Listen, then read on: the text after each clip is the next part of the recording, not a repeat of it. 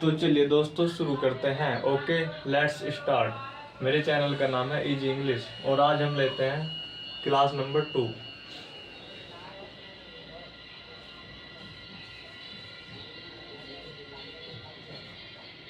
Class number 2 के अंतर्गत सबसे पहले मैं आपको पहले कुछ सेंटेंस समझा दूं, उसके बाद लेंगे प्रेजेंट इंडेफिनिट टेंस। तो टेंस यानी कि काल 3 प्रकार के होते हैं। पहला प्रेजेंट, दूसरा पास्ट और तीसरा फ्यूचर। प्रेजेंट को हिंदी में वर्तमान काल बोलते हैं, पास्ट को भूतकाल और फ्यूचर को भविष्य काल बोलते हैं। इनके चार चार प्रकार होते हैं। पहला इंडेफिनिट, दूसरा कॉन्टिन्यूअस, तीसरा परफेक्ट और चौथा परफेक्ट कॉन्टिन्यूअस। तो ये 12 किस प्रकार से बनते हैं? Present indefinite, present continuous, present perfect, present perfect continuous. इसके बाद past indefinite, past continuous, past perfect, past perfect continuous. इसके बाद future indefinite, future continuous, future perfect, future perfect continuous. तो इस प्रकार से 12 हो जाते हैं। हम एक एक करके सबको सीखेंगे। शुरुआत करते हैं प्रेजेंट इंडेफिनिट टेंस से।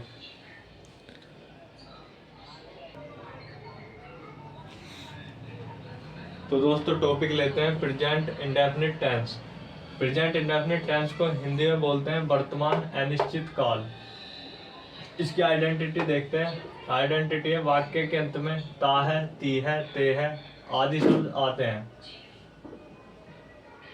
लेकिन दोस्तों मैं आपको बता दूं, हर सेंटेंस को आइडेंटिटी के हिसाब से नहीं देखते हैं। आइडेंटिटी आपको 90% कवर करती है। 10% सेंटेंस में ता है, ती है, ते है कुछ नहीं आएगा, वे फिर भी प्रेजेंट इंडेफिनिट टेंस में बनेंगे। लेकिन घबराने की कोई बात नहीं है। जिसने 90% पर पकड़ बना ली उसे 10% भी समझ आने लग जाता है। तो आपको पहले 90% पर पकड़ बनानी है। अब इसके रूल देख लेते हैं। पहला इसमें सिंपल टेंस यानी कि सादा वाक्य। सादा वाक्य का नियम है कर्ता एक वचन होने पर क्रिया में एस या ईएस आता है और डज छुपेगा तो एस या ईएस आएगा। बिकॉज कर्ता एक वचन होने पर डज छुपता है। तो ये दोनों अलग अलग बातें नहीं है, दोनों एक ही बात है। या तो कर्ता एक वचन होने पर क्रिया में एस या ईएस आता है, या डज छुपता है तो क्रिया में एस या ईएस आएगा। इन दोनों बातों में कंफ्यूज होने की जरूरत नहीं है।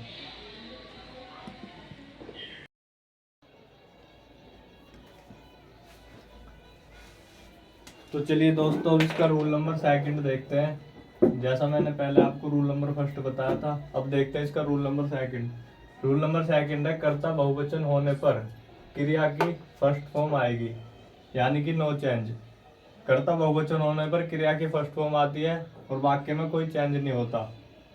या डू छुपेगा तो नो चेंज, क्योंकि कर्ता बहुवचन होने पर डू छुपता है। यदि डू छुपेगा तो वाक्य में नो चेंज रहेगा, क्योंकि कर्ता बहुवचन होने पर डू छुपता है। दोस्तों इसमें कंफ्यूज होने की जरूरत नहीं है, क्योंकि ये दोनों एक ही बातें हैं। और इसका रूल नंबर 3 देख लेते हैं, फिर मैं इनके सेंटेंस आपको बताऊंगा। रूल नंबर 3 है जब वाक्य नेगेटिव या क्वेश्चन वर्ड होता है, जब कोई भी वाक्य नेगेटिव या क्वेश्चन वर्ड होता है तो डू या डज लगाते हैं। जो हम सादा वाक्य में डू और डज छिपा रहे थे, सिंपल सेंटेंस में जिन्हें हम छिपा रहे थे वो बाहर आ जाएंगे।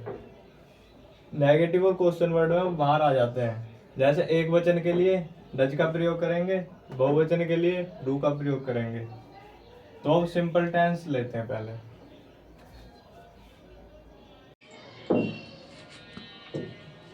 तो चलिए दोस्तों जैसा मैंने आपको बताया था, सिंपल सेंटेंस का एग्जांपल लेते हैं। सिंपल सेंटेंस यानी कि सादा वाक्य। तो सादा वाक्य में क्या होता है, डू या डज छिप जाते हैं और क्रिया में ऐसे ही एस आ जाता है। कर्ता एक वचन होने पर क्रिया में ऐसे ही एस लगाते हैं और कर्ता बहुवचन होने पर क्रिया की फर्स्ट फॉर्म यानी कि नो चेंज। तो पहला हमने इसका लिया मोहन खेलता है, ये बनेगा मोहन डज प्ले।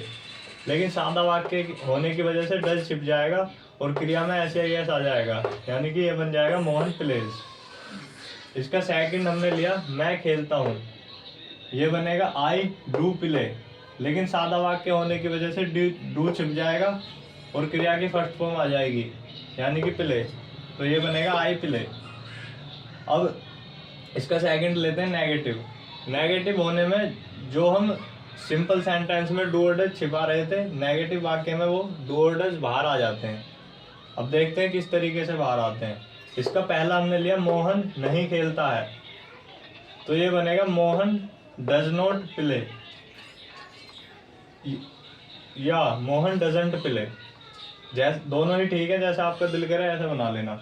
और इसका दूसरा एग्जांपल हमने लिया मैं नहीं खेलता हूँ, आई डू नॉट प्ले और आई डोंट प्ले। तो कुल मिला के इसका निष्कर्ष निकला, सिंपल सेंटेंस में डू और डज छिप जाते हैं, उसकी जगह क्रिया में एस या एस या क्रिया की फर्स्ट फॉर्म आ जाती है। एक वचन होने पर क्रिया में एस या एस और बहुवचन होने पर क्रिया की फर्स्ट फॉर्म आती है। और नेगेटिव या क्वेश्चन वर्ड वाक्य होने पर डू और डज बाहर आ जाते हैं।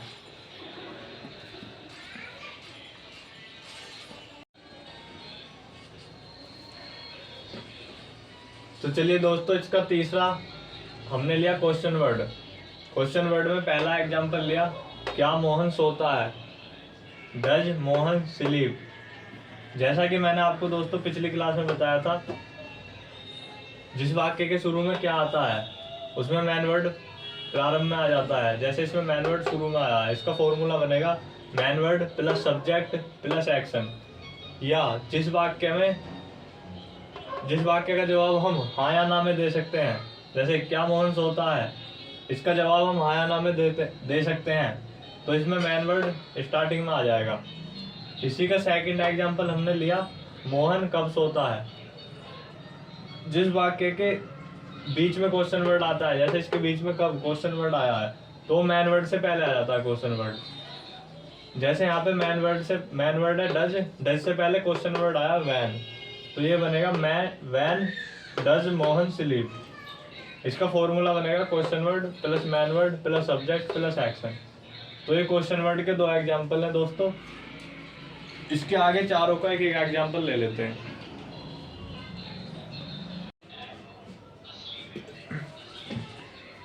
तो दोस्तों चारों का एक एक एग्जांपल ले लेते हैं, जैसे कि simple, negative, question word, question negative.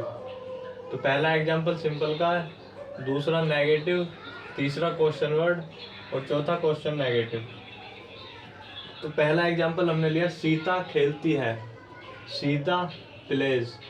लेकिन ये इसका सही तरीका है सीता डज प्ले, लेकिन सादा वाक्य होने की वजह से डज छिप जाएगा प्ले के अंदर और एस या एस लग जाएगा, प्लेज बन जाएगा। तो ये बनेगा सीता प्लेज। सादा वाक्य होने पर डू या डज छिप जाता है और क्रिया में एस या एस आ जाता है। सेकंड हमने इसका लिया, सीता नहीं खेलती है। जो हम सादा वाक्य में डू और डज छिपाते हैं वो नेगेटिव में बाहर आ जाता है। जैसे ये बनेगा सीता डज नॉट प्ले या सीता डजंट प्ले। तो इसमें जो हम सादा वाक्य में छिपा रहे थे डू और डज, वो डज बाहर आ जाएगा। इसी का हमने तीसरा एग्जांपल लिया, क्या सीता खेलती है, क्वेश्चन वर्ड का। तो ये बनेगा डज सीता प्ले, यानी कि मैन वर्ड शुरू में आ जाएगा। वाक्य के शुरू में क्या आने पर मैन वर्ड वाक्य के प्रारंभ में आ जाता है। जैसे इसमें आया man word does plus subject plus action. और जिस वाक्य का जवाब, इसका जवाब हम हाँ और ना में भी दे सकते हैं। जिस वाक्य का जवाब हम हाँ और ना में दे सकते हैं उसमें मैन वर्ड प्रारंभ में आ जाता है। इसी का चौथा एग्जाम्पल हमने लिया फिर, सीता क्या नहीं खेलती है। अब देखो इसका जवाब हम हाँ या ना में नहीं दे सकते, सीता क्या नहीं खेलती है। तो जिस वाक्य का जवाब हम हाँ और ना में नहीं दे सकते उसमें मैन वर्ड से पहले क्वेश्चन वर्ड आ जाता है। जैसे क्या, कब, कहाँ, कैसे वाक्य के बीच में आने पर इनकी इंग्लिश वाक्य के शुरू में आ जाती है। जैसे इसके बीच में आया क्या, तो ये क्वेश्चन नेगेटिव वाक्य है, तो इस क्वेश्चन वर्ड की इंग्लिश मैन वर्ड से पहले आ जाएगी। तो इसका फॉर्मूला बनेगा question word plus man word plus subject plus note plus action. तो ये बनेगा what does Sita note play. और इसका दूसरा तरीका है वॉट डजंट सीता प्ले। जब डज और नोट को मिलाकर लिखते हैं यानी कि ये डजंट बन जाता है। जब इस तरीके से मिलाकर लिखते हैं तो नोट सब्जेक्ट से पहले आ जाता है। जैसे इसमें सीता से पहले नोट आया है डजंट के साथ, डज के साथ नोट आया, ये डजंट बन गया, ये सब्जेक्ट से पहले आया इसमें। और जब डज और नोट को अलग अलग लिखते हैं तो ये सब्जेक्ट के बाद पहुंच जाता है। जैसे यहाँ सीता सब्जेक्ट के बाद नोट आया है, सीता के बाद आया सब्जेक्ट के बाद नोट। तो दोस्तों ये इसके चारों प्रकार थे और आज की क्लास हमारी यहीं समाप्त होती है। अगला टॉपिक लेंगे हम पास्ट इंडेफिनिट टेंस। ओके दोस्तों, bye bye, take care, love you friend.